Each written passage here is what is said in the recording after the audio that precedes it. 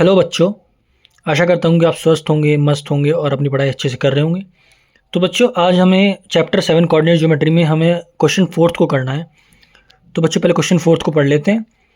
Question fourth है, check whether 5, -2, 6, 4 and 7, -2 are vertices of an isosceles triangle.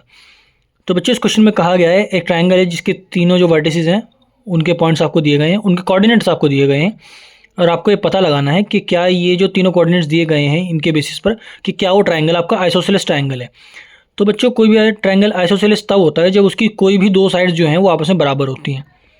तो हम भी इस क्वेश्चन में यही करेंगे। हम जो है तीनों साइड्स का डिस्टेंस फाइंड कर लेंगे और अगर वो उनमें से दो साइड्स बराबर हुई तो ये आइसोसेलेस ट्राइंगल है, नहीं तो नहीं है।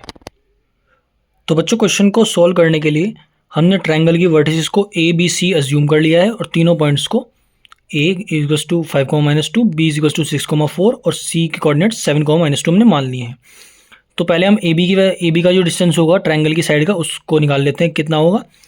तो हमारा वही डिस्टेंस फॉर्मूला x2 - x1 का स्क्वायर प्लस y2 - y1 का स्क्वायर, यानी कि 6 - 5 का होल स्क्वायर प्लस 4 - -2 का होल स्क्वायर।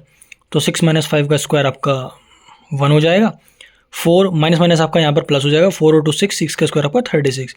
तो 1 + 36 आपका 37 और 37 ये आपकी ए बी की साइड आ जाएगी √37।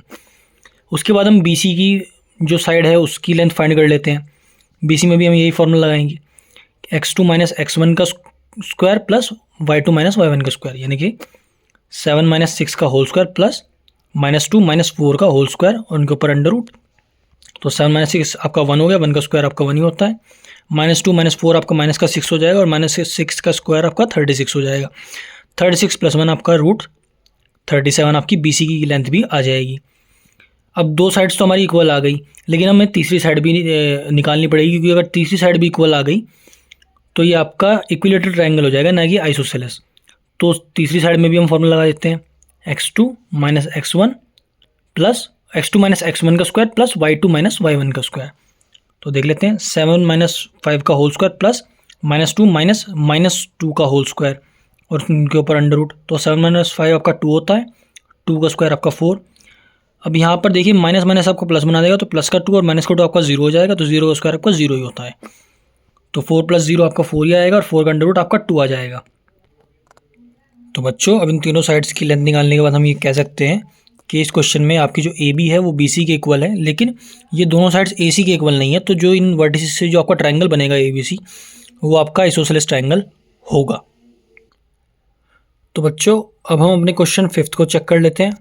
क्वेश्चन फिफ्थ में कहा गया है, in a classroom 4 friends are seated at the points A B C and D as shown in figure. Champa and Chameli walks into the class and after observing for a few minutes, Champa asks Chameli, "Don't you think ABCD is a square?" Chameli disagrees. Using distance formula, find which one of them is correct. तो बच्चे, इस question में कहा गया है कि एक classroom में उसमें 4 फ्रेंड्स बैठे गए हैं, जैसे कि ये फिगर भी आप देख सकते हैं, इसमें अंदर बताया गया है A B C और D पॉइंट पर। तो क्लासरूम में एंटर करने के बाद जो है चमेली और चंपा जो है वो क्लासरूम में एंटर करती हैं और चमेली चंपा से कहती है कि क्या तुम्हें नहीं लगता कि जो चारों कॉर्नर्स पे बच्चे बैठे हैं ये एक स्क्वायर बना रहे हैं। तो जो चमेली है वो चंपा से डिसएग्री कर जाती है। तो अब आपको ये बताना है कि कौन इनमें से, चमेली और चंपा में से कौन सही है, चमेली सही है या फिर चंपा। तो अगर ये आपको ये पता लगाना है मेनली कि ए बी और सी डी पॉइंट पर जो बच्चे बैठे हैं क्या ये स्क्वायर बना रहे हैं या नहीं। तो बच्चों, स्क्वायर की पहली प्रॉपर्टी तो आप सबको पता होगी कि चारों साइड इक्वल होती हैं। तो हम ऐसे ही डिस्टेंस फार्मूला का यूज़ करके ए बी बी सी और सी डी और डी ए के बीच का पहले डिस्टेंस निकालेंगे कि चारों आपस में इक्वल हैं या नहीं। तो बच्चों, साइड्स के बीच का डिस्टेंस निकालने के लिए हम पहले इन पॉइंट्स के कोऑर्डिनेट्स को चेक कर लेते हैं। पॉइंट ए के कोऑर्डिनेट जैसा कि आप देख सकते हैं 3 और 4 है, तो पॉइंट ए के कोऑर्डिनेट्स आपके 3 और 4। पॉइंट बी जो है वह एक्स पर 6 पॉइंट पर है और वाई एक्सिस पर 7 पॉइंट पर, तो उसके कोऑर्डिनेट्स हो गए 6, 7। ऐसे ही सी के कोऑर्डिनेट्स आपके 9, 4 हो गए और डी के कोऑर्डिनेट्स हो गए आपके 6, 1। तो बच्चों, पहले हम ए बी के बीच का डिस्टेंस निकाल लेते हैं। तो ए बी के बीच का डिस्टेंस आपका हो जाएगा 6 - 3 का होल स्क्वायर प्लस 7 - 4 का होल स्क्वायर और उनका अंडर रूट। तो 6 - 3 आपका 3 होता है और 3 का स्क्वायर आपका 9 आ जाएगा। 7 - 4 आपका 3 हो जाएगा और 3 का स्क्वायर फिर से 9 आ जाएगा। 9 और 9 को ऐड करेंगे तो आपका जाएगा अंडर रूट 18। 18 को आप 3√2 भी लिख सकते हैं। तो बच्चों अब हम BC की लेंथ फाइंड करेंगे। BC इज इक्वल्स टू आपका हो जाएगा √9 - 6 का स्क्वायर प्लस 4 - 7 का स्क्वायर। तो 9 - 6 आपका 3 होता है, 3 का स्क्वायर आपका 9, 4 - 7 आपका -3 - 3 का स्क्वायर आपका 9, और √9 + 9 आपका √18 आ जाएगा। और √18 को हम 3√2 जैसा कि हमने ए बी के केस में देखकर लिख सकते हैं। उसके बाद CD की वैल्यू आपकी आएगी √6 - 9 का होल स्क्वायर प्लस 1 - 4 का होल स्क्वायर।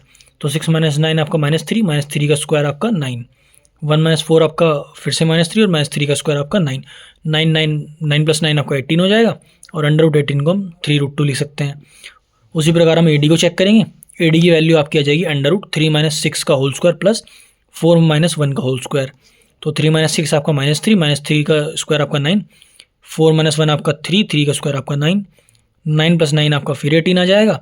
और 18 की वैल्यू 3√2 आ गई। अब बच्चों आप जैसा देख सकते हैं हमारी जो चारों साइड्स हैं AB, BC, CD और AD, वो चारों की चारों आपकी 3√2 आ गई हैं, चारों की चारों साइड आपकी इक्वल आ गई हैं। लेकिन हमारा जो क्वेश्चन है वो यहीं पे ख़त्म नहीं होगा, क्योंकि चारों साइड तो आपकी रोम्बस की भी इक्वल होती हैं। और क्योंकि आपकी चारों की चारों साइड से रोम्बस की भी इक्वल होती हैं, तो आपको एक स्क्वायर की दूसरी प्रॉपर्टी भी होती है, आपको उसका भी यूज़ करना पड़ेगा, जो कि होती है जो स्क्वायर के डायगोनल्स होते हैं, यानी कि इस फिगर के केस में आप देख सकते हैं AC और BD वो भी आपस में इक्वल लेंथ के होते हैं। तो आपको इनको भी इक्वल प्रूफ करना पड़ेगा, तब जाके जो है आपका क्वेश्चन पूरा होगा। तो बच्चों हम पहला जो डायगोनल है AC उसकी वैल्यूज निकाल लेते हैं।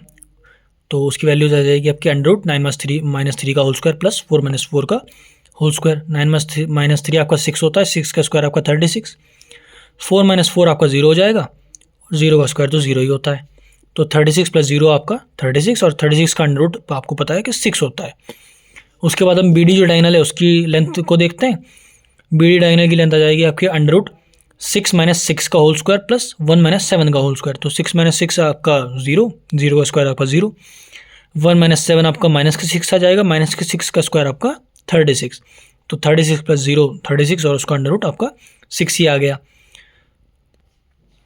तो बच्चों जैसा कि आपने अपने क्वेश्चन में सॉल्व करते हुए देखा कि आपकी जो स्क्वायर की चारों साइड्स हैं AB, BC, CD और AD वो आपस में इक्वल आ गई, जिनकी लेंथ आपकी 3√2 थी सब चारों की। और जो दोनों जो डायगोनल्स हैं AC, BD वो भी आपस में इक्वल आ गए, जिनकी लेंथ आपकी 6 यूनिट आई। तो ऐसा एक ही फिगर ये उसमें होता है जो कि आपका स्क्वायर होता है। देयरफॉर आप ये कह सकते हैं कि जो चंपा थी उसको वो सही थी, और ये जो चारों पॉइंट्स हैं वो एक स्क्वायर के वर्टिसेस के कोऑर्डिनेट्स हैं। तो बच्चों ये आज आपका क्वेश्चन 4th और 5th कंप्लीट हो गया है। तो बच्चों अगर आपको ये कंटेंट अच्छा लगता है तो आपको इसको प्लीज़ लाइक करें, और आपकी अगर कोई राय है, कोई सजेशंस है, तो आप उसको कमेंट में बता सकते हैं। Thank you, have a good day.